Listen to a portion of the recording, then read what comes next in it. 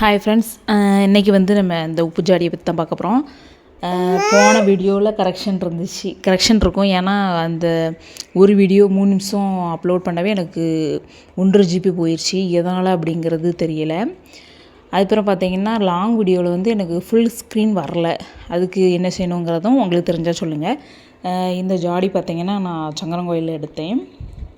இது பார்த்திங்கன்னா இந்த பிளாட்ஃபார்மில் வச்சுருப்பாங்க. இது வந்து ஒன்று பெரிய ஜாடி, இன்னொன்று சின்ன ஜாடி.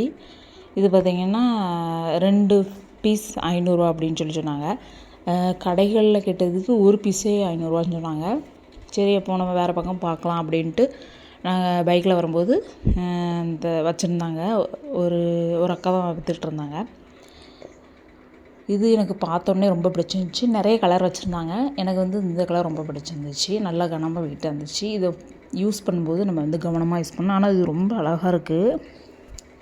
நல்ல வெயிட்டாகவும் சூப்பராக இருக்குது.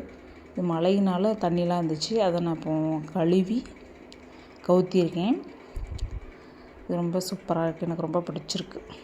நீங்களும் நான் இதுக்கு முன்னாடி பிளாஸ்டிக் வாளியில் தான் வச்சுருந்தேன். இப்போ ஜாடியில் வைக்க போகிற நினச்சா ரொம்ப ஹாப்பியாக இருக்குது. கிச்சனுக்கு ஒரு புது கிஃப்ட் மாதிரி வந்திருக்கு. எனக்கு ரொம்ப ஹாப்பி.